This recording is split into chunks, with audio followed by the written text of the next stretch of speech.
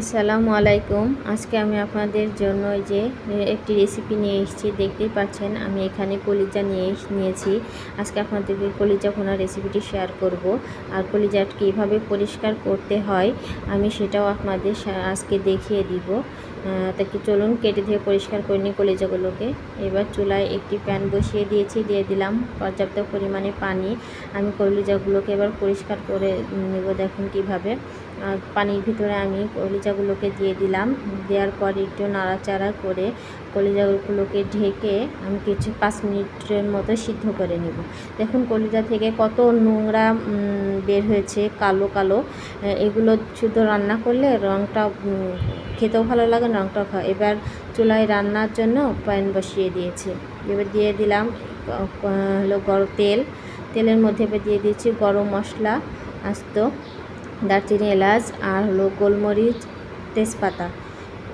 এর ভিতরে এবার দিয়ে দিচ্ছি 1 কাপ পরিমাণ পেঁয়াজের কুচিটাকে দিয়ে আমি ব্রাউন কালার না হয়ে আসা পর্যন্ত হালকা ব্রাউন কালার হবে যেই পর্যায়ে ভেজে নিব। পেঁয়াজটা আমার ভেজে নেওয়া হয়ে গিয়েছে।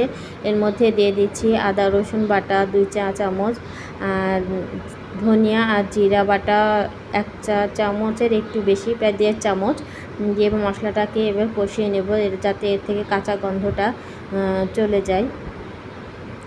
মশলাটা আমার কষিয়ে নেওয়া হয়ে গিয়েছে। এর পর্যায়ে আমি গুঁড়ো মশলাগুলো অ্যাড করব। দিয়ে দিচ্ছি শুকনো মরিচের গুঁড়া 2 চামচ, হলুদের গুঁড়া 1 চামচ আর পরিমাণ মতো লবণটাকে দিয়ে এবার মশলাটাকে আবার ভালো করে কষিয়ে নিব। শুকনো মশলাটার যাতে গন্ধটা চলে যায় এরকম পর্যায়ে আমি একটু নাড়াচাড়া করে কষিয়ে নিলাম। এবার এর পর্যায়ে দিয়ে দিচ্ছি একটু পানিটাকে দিয়ে এবার মশলাটাকে আমি আরও কিছুক্ষণ ধরে কষিয়ে নেব। মশলাটা আমার কষিয়ে নেওয়া হয়ে গেছে। এই পর্যায়ে আমি এর মধ্যে আরেকটা মশলা অ্যাড করছি, দেখিয়ে দিলাম রাঁধুনি কালা ভুনার মশলা। কলিজা ভুনাতে কালা ভুনার মশলা দিলেও কলিজা ভুনাটা খেতে দুর্দান্ত হয়।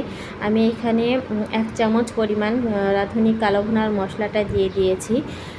মশলাটাকে দিয়ে এবার আবার মশলার সাথে খুব সুন্দরভাবে কষিয়ে নিচ্ছি। দেখুন কষিয়ে নিয়ে আমার হয়ে গিয়েছে। কতটা সুন্দর রং এসছে, যেমন সুন্দর রং এসছে খেতেও তেমন দুর্দান্ত হয়। মশলাটাকে আমার কষিয়ে নেওয়া হয়ে গেছে। এবার এর মধ্যে আমি দিয়ে দিলাম পরিষ্কার করে ধুয়ে নেওয়া কলিজাগুলোকে দিয়ে আমি কিছুক্ষণ মশলার সাথে কষিয়ে নিয়েছি।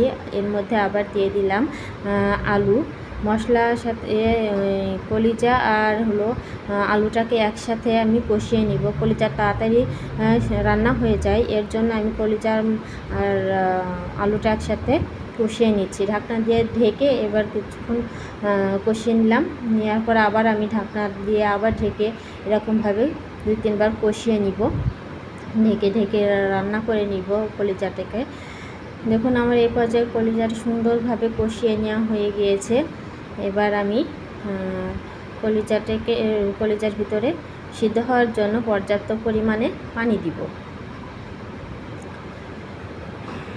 পানিটাকে দিয়ে আমি নাড়াচাড়া করে নিচ্ছি। পানিটা একটু কম হয়েছে। এর পর্যায়ে আমি আরেকটু পানি অ্যাড করব এর ভিতরে। এই যে পানিটাকে দিয়ে দিলাম। এবার আমি নাড়াচাড়া করে নিলাম। নাড়াচাড়া করার পর এবার ঢাকনা দিয়ে ঢেকে রান্না হতে দেব কিছুক্ষণের জন্য। ঢাকনাটাকে উঠিয়ে দেখছি রান্নাটা আমার কেমন পর্যায়ে আছে। রান্নাটা আমার এখনও হয়নি, তবে একটু নাড়াচাড়া করে দিলাম যাতে মশলাটা নিচে লেগে না যায়। আবার ঢাকনা দিয়ে ঢেকে রান্না হতে দিলাম। ঢাকনাটাকে উঠিয়ে নিলাম।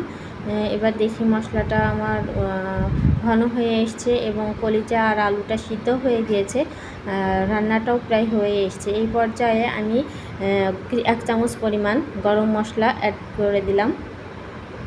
গরম মশলাটাকে দিয়ে আমি আরও কিছুক্ষণ নাড়াচাড়া করব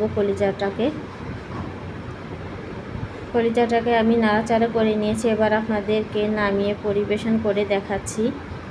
দেখুন কতটা সুন্দর ও লোভনীয় দেখাচ্ছে কলিজা ভুনাটা, খেতেও অনেক সুন্দর হয়। তা আমার এই রেসিপিটি যদি ভালো লেগে থাকে লাইক, কমেন্ট, শেয়ার ও সাবস্ক্রাইব করতে ভুলবেন না। তাহলে আজকে এখানেই বিদায় নিচ্ছি। আল্লাহ হাফেজ।